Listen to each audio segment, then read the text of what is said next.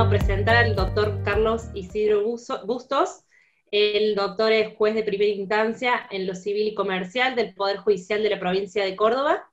Es especialista en Derecho Procesal de la Universidad también Nacional de Córdoba. Magíster en Derecho y Argumentación de la Universidad Nacional de Córdoba. Es maestrando en Derecho Procesal de la Facultad de Derecho de la Universidad Nacional de Rosario. Es docente titular por concurso de las materias Seminario Final y Derecho Privado 8 en la carrera de abogacía dictada en la Universidad Siglo XXI. Es autor y coautor de diversos artículos y doctrinas, y es ponente en diversos eventos académicos. El doctor Bustos va a hablar hoy del juicio de restricción a la capacidad. Bueno, después de escucharlo a Leonardo, a Leo, un gran amigo, un gran futbolista, un gran tipo y un excelente jurista, qué difícil entrar después de semejante charla. Realmente no la tengo fácil. La verdad que Leo habla excelente, sabe mucho y lo explica muy bien. Vamos a ver cómo puedo, ¿no? Porque parezco, viste, esos del cantando de Tinelli, que aparece uno que canta bárbaro y después aparece un desastre. Ese sería yo, el del desastre, así que pido disculpas anticipadas. Bueno, gracias a los organizadores, gracias Claudia. ¿Qué decir de Claudia? Yo soy más chico que ellos dos, pero ¿qué decir de Claudia? Una sola palabra la define, que es la generosidad. Ustedes son alumnos de ella y la conocen, saben que es una persona muy generosa. No voy a decir nada más, ustedes la conocen, basta con que yo diga que es una persona generosa, en todo sentido. Así que gracias, Claudia. No, gracias, Carlito, y no se me amedrente, que le tenemos mucha fe. No, que semejante disertante que tenés acá. Lo que sí me sentí muy cómodo es que veo muchos amigos en el público, así que la verdad que hola mis amigos, no los puedo saludar individualmente, pero bueno, ¿cómo andan? Me siento cómodo porque veo muchos amigos acá, así que me siento literalmente en casa, así que me van a tener que escuchar, espero no aburrirlos.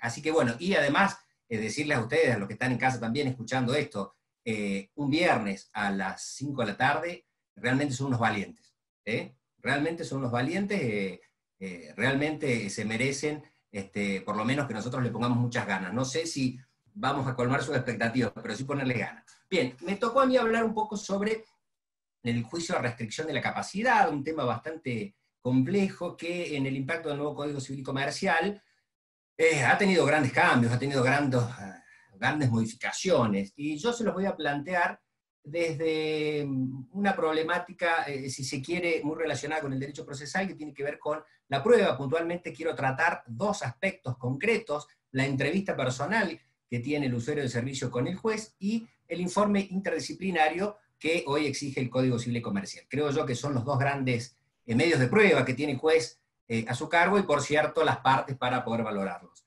Ahora bien, este análisis que propongo de estos dos medios de prueba los voy a hacer desde una visión, si se quiere, un poco particular, o por ahí a lo mejor que no es tan habitual dentro de la literatura procesal cordobesa, que tiene que ver con un análisis desde el punto de vista epistemológico. No quiero decir con esto que voy a hacer un análisis epistemológico, pues no tengo la habilidad ni los conocimientos, pero sí voy a proponer un análisis desde el punto de vista racional de la prueba. A mí me parece, ¿no? Yo recién hablaba de fútbol, y para mí es muy importante, si yo me siento en una mesa a conversar con alguien, y sobre todo si voy a hablar de un aspecto tan complejo como el derecho, contar de dónde viene, qué piensa y desde qué punto lo cuenta. Yo soy hincha de River, entonces cuando yo me siento a hablar de fútbol, yo cuento, soy hincha de River. A tal punto les cuento que soy un confeso hincha de River, y mis alumnos se ríen porque siempre hacemos chistes de esta naturaleza. Mi hijo, que no tiene perro todavía, pero ya sabe qué nombre le va a poner, se va a llamar Ibai III. De hecho, mi hijo, los hinchas de River entienden lo que estoy diciendo, mi hijo, cuando él tiene el fútbol y va caminando, él dice: soy el mejor jugador del mundo, soy el mejor jugador del mundo, y no es Messi, es el Piti Martínez. O sea, esa es mi característica, y eso es lo que hago yo por el fútbol. Entonces yo cuando me siento a hablar, a todo el mundo le aclaro. Bueno, lo mismo voy a hacer con ustedes, les voy a contar desde dónde vamos a charlar este tema del juicio de restricción de la capacidad y el análisis probatorio. Les planteo dos binomios, un binomio que tiene que ver con esta idea o el modelo de discapacidad que existe hoy, y se le puede plantear desde un modelo médico o desde un modelo social, Y el segundo binomio que les voy a plantear es que analizar la prueba puede analizarse desde una concepción, si se quiere, desde una percepción cognitivista o bien desde una perspectiva racional de la prueba. Bien, ¿se puede ver? Ahí sí. En lo que tiene que ver con la concepción relacionada con la percepción de los problemas de discapacidad, en un principio teníamos una idea de prescindencia, es decir, digamos, para el derecho las personas que tenían este tipo de problemas no existían. Luego aparece ya en pleno siglo XVIII algunos médicos que se encargaban de velar por estas personas a los que ellos de alguna manera llamaban locos. Imagínense en esa época la idea de, por ejemplo, el médico Philippe Pinel fue el padre de la psicología y fue él quien pensaba que no podía tratarse así a estas personas que tenían problemas y que en ese momento eran denominados dementes. Ustedes, perdón, yo voy a tomar mate, no sé si a ustedes les ofende, pero yo voy a tomar mate. Son libres, por cierto, de hacerlo ustedes. Entonces decía, era un modelo de prescindencia, hasta que aparece este modelo médico, era un modelo rehabilitador, donde lo que se tendía era a tratar de encontrar una cura. O sea, no se trataba el problema desde un punto de vista científico, desde un punto netamente médico. Se trataba de curar, ¿no? Y trataban de modificar conductas. Esto implicaba institucionalizar a las personas. Hoy nosotros criticamos bastante este modelo, pero yo creo que lo tenemos que poner en contexto, ¿no? Porque en ese momento, cuando Philippe Pinel, este padre de la psiquiatría, iba a rescatar a las personas que tenían problemas mentales, ¿saben dónde los rescataba? Estaban encadenados. Entonces él, en su visión, en su concepto de hace 200 años, decía, no podemos mantener a estas personas encadenadas, entonces las ubicaba en un hospital, en un hospicio, para darles lo que él entendía que era la cura a su patología. Evidentemente, en ese contexto era realmente algo valorable. Digo, imaginen esa circunstancia, digo, hago un paralelo, ¿no?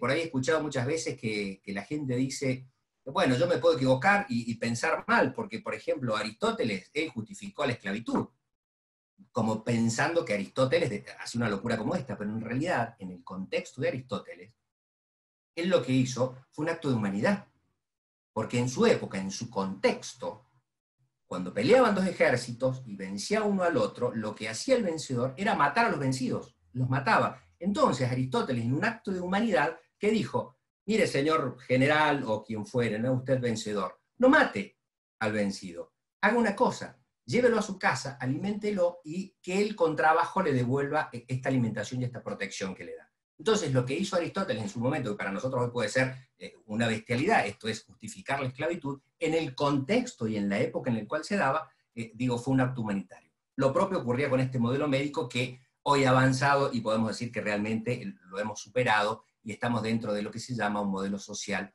o de, si se quiere, una idea de, como dice la Filmina, de inclusión más de que integración. Esto es, el modelo médico lo que trata es de integrar a las personas con discapacidad, mientras que este modelo social lo que trata es de incluirlos, ¿sí? Lo que trata de hacer es elaborar los ajustes necesarios para poder hacer un desarrollo completo de las personas. Esta idea o este modelo, si se quiere, social, nace a partir de la suscripción por parte de la República Argentina de dos compromisos internacionales, la Convención Interamericana de la Eliminación de todas las formas de discriminación contra las personas con discapacidad, esto fue en el año 2000, y luego la Convención sobre los Derechos de las Personas con Discapacidad, esto fue en el año 2008. Claro, al suscribir estos dos tratados, Argentina se encontraba en una situación bastante compleja, porque los códigos de procedimiento vigentes hasta este momento, y que hoy tenemos en algunas provincias vigentes, suponían un modelo médico, esto es, necesitaban de una visión médica, mientras que esta nueva visión que tiene que ver con la inclusión, que tiene que ver con las vistas y con las presunciones de capacidad, implicaban otro tipo de visión. Esto hizo que se dictara y que el modelo de la Ley de Salud Mental dictada en el año 2010 se plasmara perfectamente en el Código Civil y Comercial, hoy vigente en la República Argentina.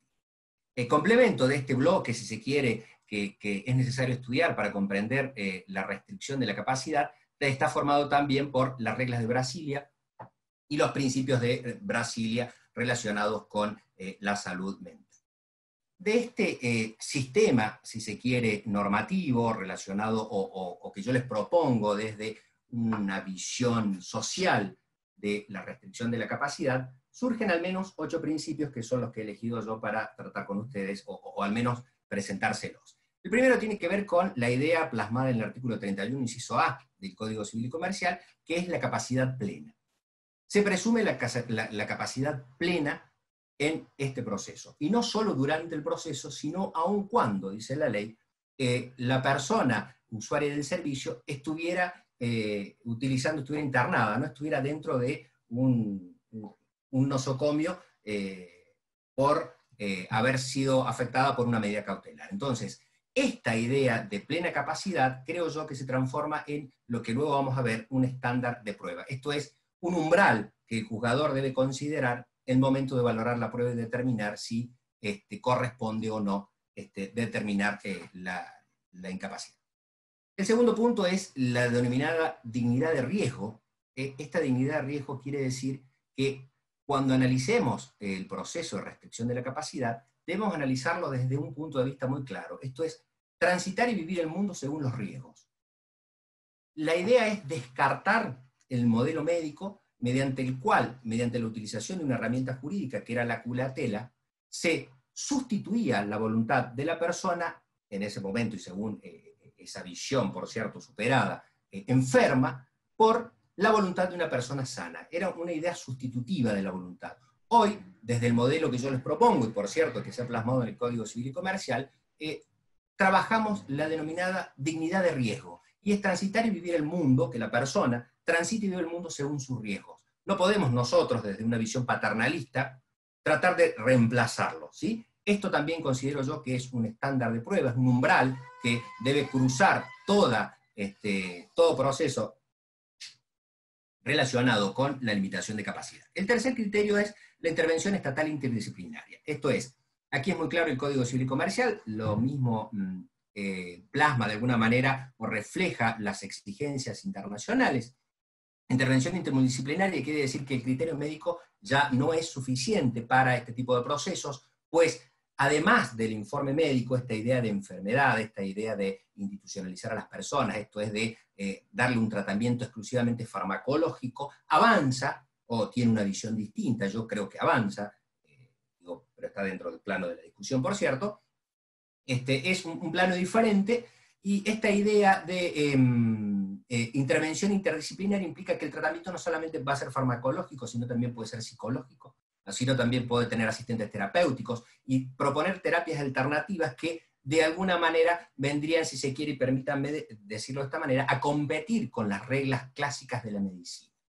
Esta idea del informe interdisciplinario por ahí es bastante común para nosotros, dado que en la función estamos habituados a tratar con el equipo técnico, estos equipos técnicos que forman parte del Poder Judicial, y por cierto, desde la visión del litigante, contarlos una vez de oficio cuando ingresan la demanda. Ahora bien, una de las cuestiones que yo les voy a plantear acá es si este informe, qué naturaleza tiene, si es una prueba científica, una prueba pericial, o cuál sería la manera de analizarlo, y aquí yo les propongo trabajar los criterios Daubert, que es un criterio establecido por la Corte de Estados Unidos en un caso concreto en el año 1993. El cuarto criterio es la participación personal en el proceso del usuario del servicio, y en este caso esta participación se plasma mediante la entrevista personal. Esto es, el artículo 35 del Código Civil y Comercial exige al juzgador que tenga una entrevista personal con el usuario del servicio. Esto garantiza, de alguna manera, lo que exige las reglas de Brasilia y que hoy forma parte de nuestro bloque de constitucionalidad, que es la llamada inmediación. La inmediación que requieren los tratados internacionales se han visto plasmados en el Código Civil y Comercial por cumplimiento de esa exigencia. Nosotros, en el proceso civil de Córdoba, lo cumplimos mediante esta audiencia prevista en el artículo 35, y de esta manera cumplimos la inmediación. Entre signo de pregunta, ¿bastará con esta idea de inmediación en una audiencia, o habría que establecer un proceso por audiencias mediante el uso de la regla técnica de oralidad? Lo pregunto. Otro de los criterios es el derecho a la información. El usuario del servicio tiene el derecho a exigir que se le informe adecuadamente sobre su condición y cuáles son las garantías que el Estado y el proceso tiene, o tiene, mejor dicho, durante el proceso. Ahora, esta información no puede ser de cualquier naturaleza, no puede ser una ficción, sino debe ser una información de calidad, ¿sí? Esta información de calidad implica que tanto el Estado, a través de las defensorías oficiales, y el propio juzgador, desde el oficio, se le brinde una información clara, precisa, y además adecuada a la patología que pudiera, o las limitaciones funcionales que pudiera tener el usuario del servicio. Por eso es que no es cualquier tipo de información, sino es una información de calidad. Por cierto, tiene el derecho a un asesor técnico. Aquí también tienen que ver las reglas de Brasilia, dado que las reglas de Brasilia establecen en procesos de vulnerabilidad, establecen la gratuidad, y además de la gratuidad, establecen la oralidad. Entonces, de alguna manera, cumplimos con todos los recaudos o todos los estándares internacionales mediante otorgarle la posibilidad de la defensa al usuario del servicio mediante el asesor letrado. Finalmente, dos estándares más, es la restricción de el juzgador a la restricción a determinados actos. Aquí el juzgador, cuando tenga algún tipo de duda, y en relación al primer estándar, esto es que la capacidad se presume, el juzgador no puede declarar la incapacidad de esta persona, sino lo que puede hacer es limitarla para ciertos y determinados actos, manteniendo plenamente su capacidad para el resto.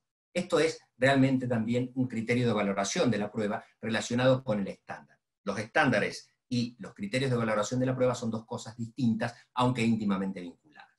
Finalmente, los apoyos. Hoy no hablamos de curatela, o al menos desde el modelo que propongo y que sostiene la norma, no se habla más de curatela. Esto es excepcional, dado que, como recién les decía, la voluntad de la persona tratamos de mantenerla, es decir, ya no nos preguntamos qué actos son los que puede realizar o cuáles no, sino lo que debemos preguntarnos es cómo podemos ayudar a la persona con discapacidad para poder tomar una buena decisión, ¿sí? Esto también son ciertos criterios de valoración de la prueba. Bien, entonces yo les decía, por un lado les propongo un binomio entre un modelo médico y un modelo, si se quiere, social, en relación a la discapacidad. En relación a las concepciones de la prueba también les propongo un binomio, y que ustedes puedan optar entre dos cosas. Un modelo denominado persuasivo y un modelo denominado racional. No es tan común dentro de la literatura procesal, sino tiene un poco más que ver con una visión epistemológica de la prueba, digamos, pero voy a utilizar estas dos distinciones, dado que entiendo que es donde más patente nosotros podemos ver estas confusiones, es en este proceso y mediante estos dos medios de pruebas que hoy he elegido para charlar con ustedes. El modelo persuasivo. El modelo persuasivo parte de la pregunta, ¿qué significa que un hecho esté probado? Y la respuesta es mediante la creencia. Basta el convencimiento del juzgador para dar por probado un hecho. No le hace falta nada más. Es un modelo netamente persuasivo. Evidentemente, como se trata de un modelo persuasivo, este modelo, que es un modelo técnico, chicos, es un modelo teórico, no está puro en todos los sistemas. No vayan a pensar que hay un sistema normativo, Chile, Paraguay, Tucumán, que tiene este sistema. No, son modelos, ¿sí? Son modelos teóricos relacionados con algunos puntos, ¿no? No quiero que se confundan, no es que estoy diciendo que un sistema normativo obedece, sino que son modelos conceptuales. Decía entonces, ¿qué significa que un hecho esté probado? Basta con la creencia del juzgador para darlo por probado. Evidentemente, este modelo necesita, para crear ese convencimiento, que el juez tenga una inmediación completa con la prueba. Entonces, según este modelo, solamente o únicamente importa toda aquella prueba que haya tenido contacto inmediato con el juez, ¿sí? Que solamente el juez haya intervenido de manera personal e inmediata, porque es la única forma en que el juez puede llegar a crearse convencimiento sobre el medio de prueba que se produce. Evidentemente, si estamos hablando de una mera creencia, basta con que el juez piense que la cosa ocurrió de modo tal, y para decir probado P, basta tal o cual cosa, basta con que el juez simplemente enumere cuáles son los medios de prueba, pero no explique cuál es la inferencia lógica que realiza para que tal enunciado se tenga probado según tal medio de prueba. Ergo, no hace falta motivación ni ningún tipo de justificación en este modelo. Finalmente, se desprende de esta falta de motivación una cuarta consecuencia, que es la ausencia de recursos. Cuando el juzgador, que evidentemente no puede equivocarse, porque estamos hablando de una persona que cree, es una mera creencia, y las creencias son difíciles de discutir, por tanto, el juez de primera instancia es infalible, todas las cuestiones relacionadas con la valoración de la prueba son irrecurribles.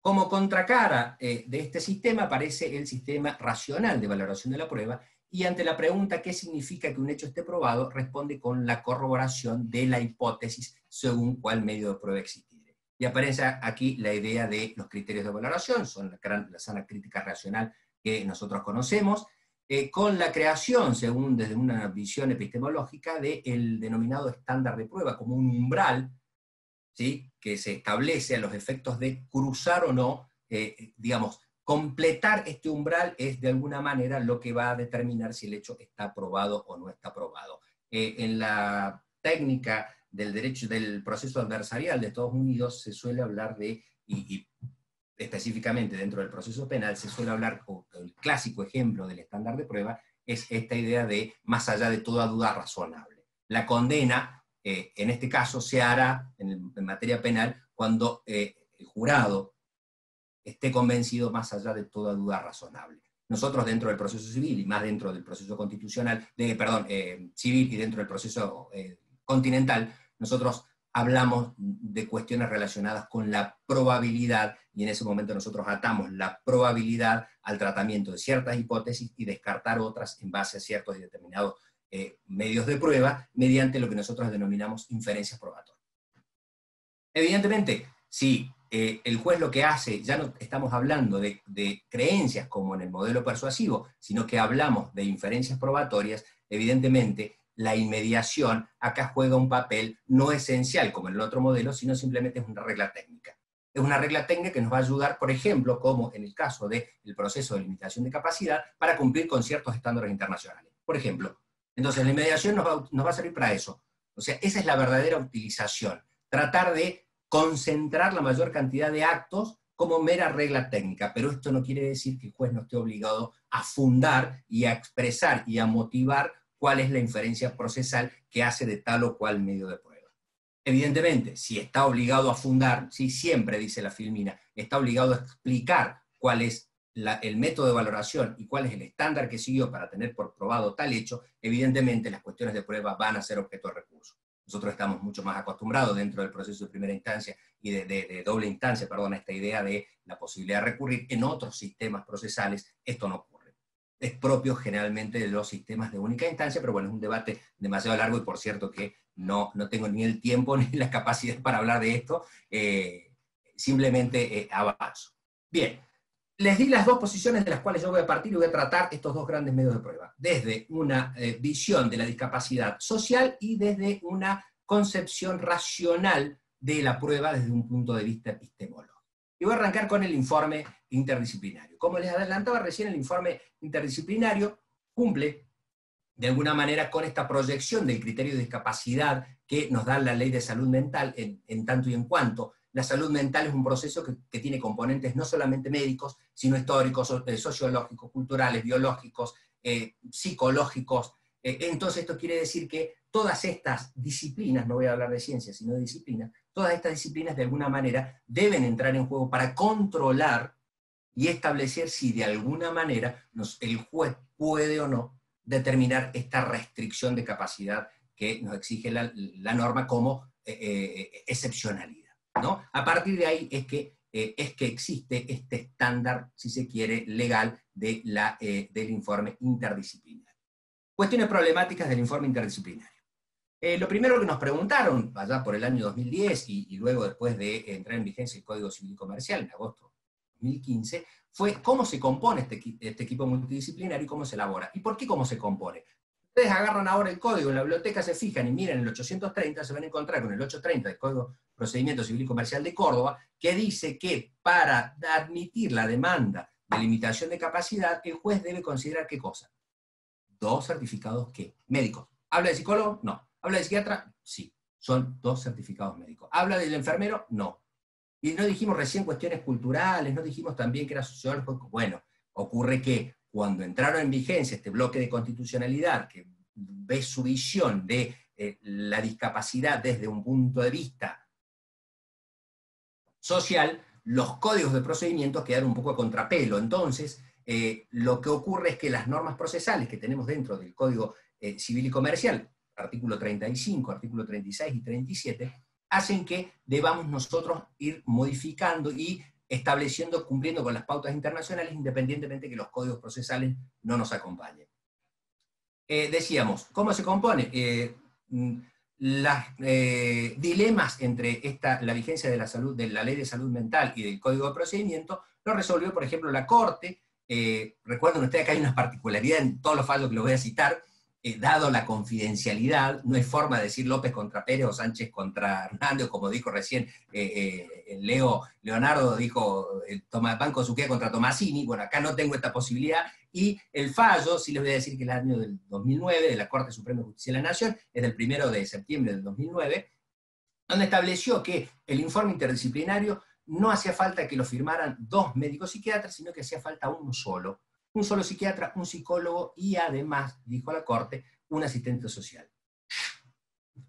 Esto también fue ratificado luego por las Jornadas Nacionales de Derecho Civil que se hicieron en Bahía Blanca en el 2015. Hay 2 despachos, el 25 y el 26, que dicen, responden estas 2 preguntas que yo hago. ¿Cómo se compone el equipo? Un psiquiatra, un psicólogo y un asistente social. ¿Cómo se elabora? Conjunto, no puede ser por separado, tienen que hacerlo todo en conjunto. Cito acá un fallo, de la verdad que para mí muy buen fallo, de la Cámara Civil y Comercial de Cuarta Nominación, voto del doctor Fernández y Ósola, es el auto número 433 del 14 del 11 del 2018.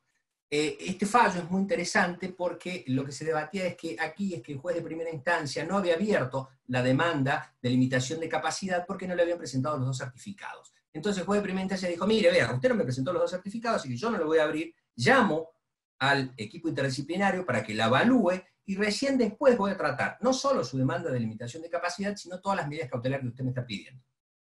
El peticionario, esto iba a través de asesor letrado, apela a la resolución, y en Cámara, digamos, la Cámara se encarga de decir 4 cosas que para mí son muy importantes. La primera es que el Código Civil y Comercial, el Código de Procedimiento quedó sin ningún andamiaje, pues al ponerse en movimiento el Código Civil y Comercial con normas procesales, que para mí son constitucionales, esto seguramente es opinable, pero yo creo que las normas procesales que hay en el Código Civil son constitucionales, establece que la visión del juez debe ser distinta. Entonces ordenó automáticamente, no solo ratifica la intervención del equipo interdisciplinario, pero admite la demanda. Dice, oiga, no solamente admítela, sino también trate las demás medidas que está pidiendo esta persona, por una razón sencilla: está en un estado de vulnerabilidad.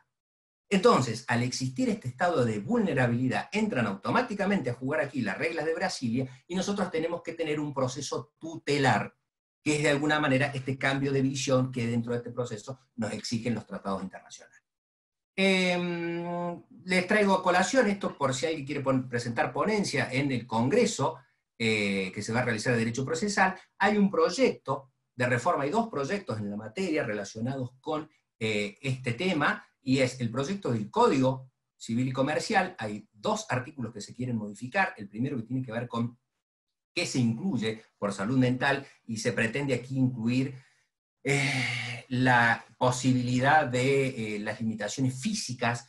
Está bastante discutido, esto se discutió dentro del seno del Código Civil y Comercial, y ganó la postura que hoy está vigente. Esto es, las limitaciones físicas no incluyen o de alguna manera no representan limitaciones en el sentido que estamos hablando. Y el segundo recaudo tiene que ver con la posibilidad de revisar la sentencia. Decía, aquí mi amigo Leonardo González Samar, en un fallo bastante interesante, trató este tema que hoy se está por modificar, o sea, está dentro del proyecto de modificación. Mi otro colega muy respetado, muy respetado por mí, por cierto, muy querido, que es el doctor Julio Fontaine, dicta una resolución donde, conforme y acorde la patología de la persona, esto es, tenía un problema de encefalía, bueno, un problema que él consideraba irrecuperable, él dijo en su sentencia, dado la condición y el tipo de enfermedad, tipo de patología, no voy a establecer de acá a 3 años la revisión de la sentencia porque no lo considero necesario. Evidentemente el asesor letrado apeló a la resolución, fue a Cámara, y con voto del doctor González Samar le dijo, mire, vea, usted está distinguiendo cuando la ley no distingue. Por cierto, puede ser una postura doctrinaria esto de que no hace falta la revisión, pero hoy la ley nos exige, el artículo 42 puntualmente nos exige que cada 3 años nosotros tenemos que revisar la sentencia. ¿Cuáles son los problemas que veo yo con el tema del informe interdisciplinario, más allá de la forma, de las cuestiones procesales y prácticas de las que acabo de hablar, desde lo conceptual, desde lo teórico? ¿Qué es una prueba científica o es una prueba pericial? ¿Qué es?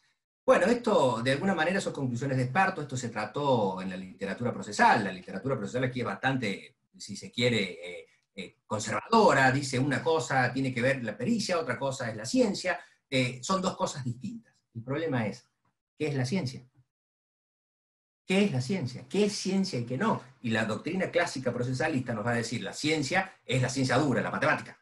Y la ciencia y los otros criterios puede ser la psicología. No digo que esté mal, digo que a partir de acá tenemos un problema, que es lo que dice la Firmina, que es el problema de la demarcación. ¿Cuándo sabemos qué es científico y qué no es científico? Yo propongo, digo humildemente desde esta posición, yo digo, para mí es exactamente lo mismo. Estamos hablando de criterios científicos y podemos utilizar o bien criterios epistemológicos. Esto se acuerdan en la facultad cuando nos enseñaban los profes de filosofía la diferencia entre episteme y doxa. Yo no sé si eso hoy se puede sostener, pero lo podemos utilizar. Pero también podemos utilizar los criterios semánticos de la Escuela de Viena. Entonces, ¿qué es ciencia y qué no? Les dejo la duda. Por ahí a lo mejor se suele apelar a el método, entonces decimos, bueno, hay ciencia cuando el método es científico. Ahora yo les pregunto, ¿qué es el método científico? ¿Hay un método científico? ¿Hay 2, 3, 4? ¿Cuál es el único método científico? Me dicen, el que enseña Umberto Eco. Claro, pero a mí me gusta el Chorrón y Bullici. No sabemos tampoco cuál es el único, o no sabemos si existe. Entonces aquí, por ejemplo, la Corte de Estados Unidos apela a la fiabilidad, así se dice, perdón, y apela al caso Daubert. El caso Daubert es un caso que se resolvió en el año 1993. Hay 5 reglas, son bastante complejas, no las voy a tratar porque no tengo tiempo, simplemente se las dejo. Me parece un muy buen elemento para poder trabajar las reglas del estándar Daubert. Es muy interesante porque tiene que ver con qué es la ciencia, tiene que ver con la filosofía de Karl Popper y la posibilidad de falsear hipótesis, tiene que ver con cuál es el concepto y cuál es la corroboración que le podemos dar, y tiene que ver con algo muy complejo dentro del mundo de la ciencia, que es con el control de los pares. Esto es, a los científicos no les guste que, por ejemplo, se ponga en duda lo que se está diciendo, o al menos, no sé si no les guste, hay ciertas discusiones que no están dispuestos a dar. Yo tengo un montón de amigos epistemólogos y ellos se preguntan hasta qué punto el derecho es una ciencia o no, ¿no? No lo sé. Entonces, los criterios Daubert son muy buenos elementos para analizar esto, es si al hablar de ciencia, qué autoridad tenemos o en qué momento podemos charlar de ciencia. Lo que sí rescato para este medio de prueba es, y a través del criterio Daubert, es lo que nosotros podemos analizar dentro del informe pericial tiene que ver con cuál es el método que el perito utilizó, o en este caso los 3 peritos, el médico, el psicólogo y el asistente social, para llegar a la conclusión que afirman. ¿Por qué? Porque existen al menos, ustedes lo tienen ahí en la filmina, voy a ir bastante rápido, díganme ustedes si decime vale si voy muy rápido o no, por ahí no se entiende, porque el juez, y esto sí tiene que ver con una cuestión epistemológica y tiene que ver con el conocimiento, el juez se puede parar desde 2 formas al analizar el medio probatorio. Lo puede hacer desde una postura denominada educación o educativa, o desde una postura de deferencia. La postura de educación implica que el juez tiene conocimientos suficientes para poder analizar el expertise de lo que está diciendo el perito. Es decir, en este caso, el juez podría tener criterios médicos o psicológicos para poder hacer un análisis, y eso, la crítica que tiene es que lo transformaría el juez en un perito peritorum. El juez sería perito de todo, él entendería todo.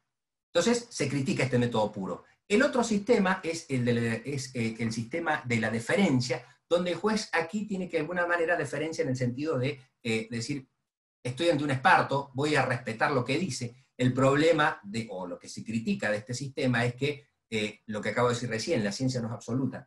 Existe este denominado mito de la ciencia, no todas son verdades. Entonces, estamos entre estos 2 grandes sistemas, y este sí realmente es un problema epistemológico para el cual no tengo solución, pero sí se los dejo planteado, dado que puede ser objeto, y digo, en algún recurso para el litigante o para aquel a quien hace sentencias, el análisis, o desde dónde se pare para hacer el análisis del peritaje, va a ser muy importante. Y por cierto, desde lo argumental, ¿no? Estas son las dudas que yo les dejaba con el informe. La entrevista personal, el segundo medio de prueba, creo yo, más importante dentro de este proceso, y que implica un par de cosas que, digamos, entiendo son problemáticas. Lo primero, la base normativa, dentro del artículo 35 del Código Civil y Comercial, encuentran la entrevista personal, donde el juez debe garantizar la inmediatez del interesado durante el proceso y entrevistarlo personalmente, dice la norma. El Código habla de entrevista en 9 oportunidades. Y en la mayoría de ellas, digo, aparte de esta, de cuando habla sobre la limitación de capacidad, lo hace cuando trabaja las cuestiones relacionadas con la minoridad. De alguna manera, y volvemos otra vez a las reglas de Brasilia, el código lo que hace es, cuando hablamos de vulnerabilidad, cuando hablamos de situaciones complejas, menores, personas con ciertas discapacidades donde se plantea su posible restricción de la capacidad, la ley, ¿qué le dice al juzgador? Y esta norma va concretamente al juzgador. Le dice, oiga, tome contacto personal, dele información, dele lo que nosotros conocemos dentro del derecho procesal como eso que decía Couture, su día en el tribunal. Dele a esta persona su día en el tribunal. Siéntele, tómese 10, 20 minutos y escúchela. Al menos eso es lo que desde la doctrina se habla y se dice, esta idea de tratar de humanizar el proceso, y yo les traigo un fallo de la Cámara de Apelaciones, Sala H, otra vez, no les puedo decir el fallo en la carátula, porque es SBA, determinación de capacidad, sí está publicado en Microjuris, es del 4 de diciembre del 2017, donde específicamente se declaró, se revocó la sentencia porque el juez no había tomado contacto personal con el usuario del servicio. Entonces, aquí le dice la Cámara al juez, le dice, oiga, esto es en beneficio, es una garantía del usuario del servicio. Usted, juez, no puede disponer porque en función de cuál sea la patología, o porque le queda lejos, o porque está tapado de trabajo, o por las razones que entienda, no puede tener contacto personal. Señor, usted tiene que tener la entrevista. Esto es un derecho constitucional, y es por eso que les traigo este fallo. También el Tribunal Superior de Justicia, nuestro Tribunal Superior de Justicia, que Córdoba, se pronunció sobre qué entiende que es esta entrevista personal, y rescato, el fallo trata sobre otra cosa, trata sobre la intervención en la entrevista del asesor letrado y cómo tiene que ser, digamos, si puede delegar en nuestra función. Pero no es el eje de lo que quiero tratar acá. Sí rescato esta frase que dice el Tribunal Superior de Justicia, que es un momento fundamental y repetible del proceso. ¿Por qué? Porque es una garantía constitucional. No tiene tanto que ver con el proceso o como una visión o como un medio de prueba del proceso, o si se quiere, es una cara de la misma moneda. ¿Por qué? Porque además la doctrina entiende, no sé si se ve ahí, vale, es muy chiquita la letra, no sé si lo llegan a ver los chicos, porque sí, se alcanza a ver. se entiende bien. Digo, y es la misma cara, es la otra cara de la misma moneda, porque además la doctrina no dice que es una garantía constitucional, sino dice esto, y esto lo voy a leer textual, dice, le permite, ¿no? Esta entrevista, el conocimiento directo permite al juez la comprensión de la situación de la persona y sus habilidades, aptitudes y necesidades. Permite conocer las necesidades. El encuentro, dice el Tribunal Superior de Justicia de Córdoba, ¿no? Esto dice nuestro Tribunal Superior. El encuentro reviste una importancia superlativa en orden a la formación de convicción. Ergo, no solo es una garantía, sino que para el Tribunal Superior de Justicia es algo parecido a un medio de prueba. ¿Qué tipo de medio de prueba? Yo creo que es una declaración de parte. Me parece que es en el único modo que podemos llegar a introducirlo, es como declaración de parte. Y si es declaración de parte, hay una garantía constitucional que acá también es más que vigente, la prohibición de autoincriminarse. Esto quiere decir que si es una declaración de parte, hay prohibición de autoincriminarse, el juez no puede utilizar la entrevista para limitar la capacidad. Digo, lo dejo para que lo piensen, ¿no? Me parece bastante, me parece bastante plausible pensar que si lo tratamos como un medio de convicción, como dice el Tribunal Superior, si es un medio de prueba, dentro de los medios de prueba es de declaración de parte, y si es declaración de parte, existe la prohibición de autoincriminarse, me parece. Podríamos tomarlo desde esta naturaleza, hablando siempre desde la visión que yo les propongo, que es esta visión de la vulnerabilidad, de la tutela procesal que hay que darle al usuario del servicio. Entonces, digo, lo dejo aquí como, digo, se los tiro para que nos debatamos. Lo segundo, si es un medio de convicción y lo que hace el juez es charlar, entrevistarlo, ¿cómo hace para formar convicción? ¿Qué hace? Y vuelvo a lo que les propuse al inicio. Yo les dije, hay dos sistemas o dos concepciones de prueba. La persuasión, hay un sistema de persuasión o hay un sistema racional, ¿sí? Hay un sistema racional.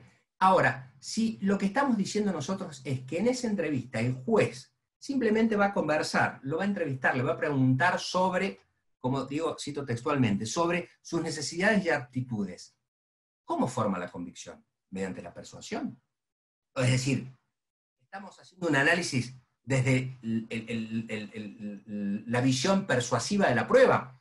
Y al respecto, digo, y esto no lo digo yo porque se me ocurra, sino que alguien ya lo ha pensado antes, hay dos escuelas, la escuela conductiva y la escuela de la psicología del testimonio. Los conductivistas son aquellos que entienden o dicen o creen que si estamos charlando con una persona y nos mira a los ojos, nosotros nos podemos dar cuenta, o ellos se pueden dar cuenta, si esa persona les miente o no. Esto es persuasión, entonces digo, ¿cómo controlamos este medio de prueba? Miren esto, ¿qué ven ahí? Ya cierro, vale. Un gato atrás, ¿no? ¿Y ahí? ¿Cómo está? ¿Y ahí?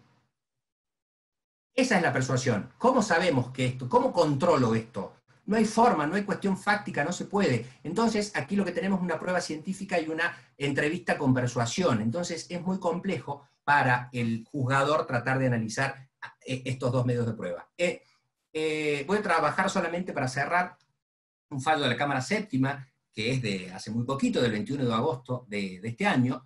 Este fallo es muy particular, revoca el fallo de primera instancia.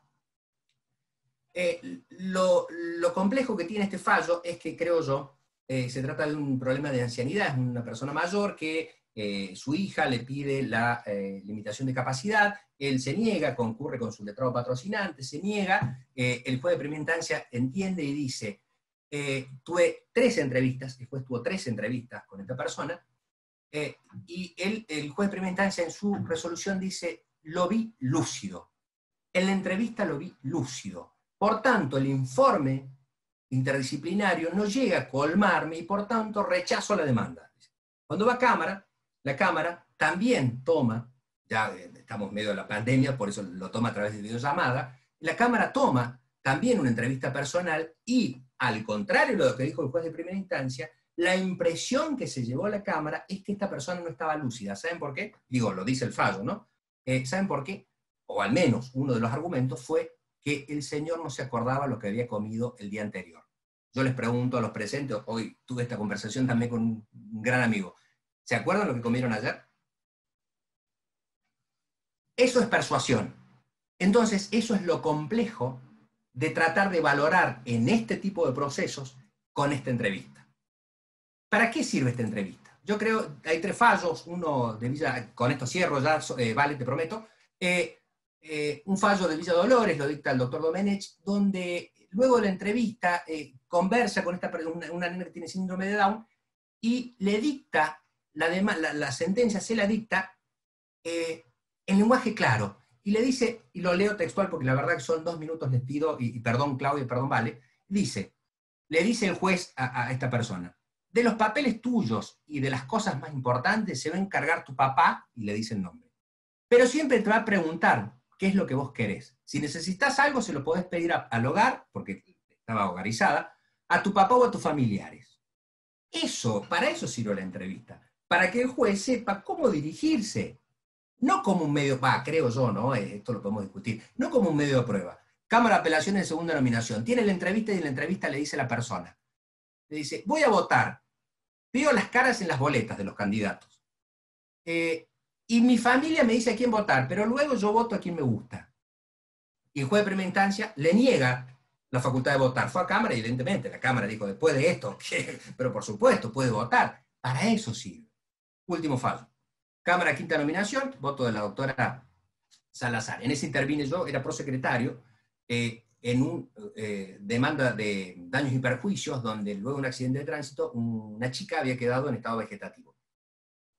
La compañía de seguros se portó muy bien, trataron de acordaron, y hicimos el acuerdo, fue bastante complejo el acuerdo, porque había que trasladarla a un lugar donde tuviera un desarrollo acorde a la situación física en la que estaba.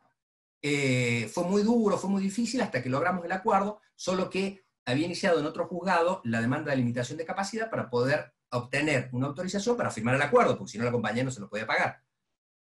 Fue al otro juzgado y en el juzgado de primera instancia le dijeron, no, ¿sabe qué? Usted recién ha iniciado el proceso, yo no podría designarlo curador, además, tampoco tenemos informe interdisciplinario y más adelante veremos. Más adelante, ¿qué? ¿Cuándo? ¿Cuándo? Si tenía el convenio para firmarlo al hombre. Obviamente fue a Cámara y en Cámara le dijeron, Cámara Quinta, el fallo es del 6 del 9 del 2017, en Cámara Quinta le dijeron, oiga, pero por supuesto, esa es la idea, esa es la utilización del informe interdisciplinario y del concepto. Es decir, ¿qué le dijo? ¿Le dio la autorización? Sí, por supuesto, claro, porque de eso se trata. Digo, esta es la utilidad y para eso son las normas y los conceptos internacionales. Cierro con esto, léanlo, no, ni siquiera digo nada, léanlo y en definitiva es lo que ustedes pueden hacer en función de esto. Les agradezco mucho y perdón por haberme tomado demasiado tiempo y disculpen. Gracias. Estuvo hermosa la disertación, me encanta. Acá nos está pidiendo si nos vas a dejar el PowerPoint. Sí, seguro. No lo puedo pasar porque es muy grande, lo voy a pasar por mail. Bueno, buenísimo, todo buenísimo, realmente. Muy, muy interesante. Yo digo que en estos casos los jueces tenemos que aprender a tener perspectiva de vulnerabilidad, ¿no?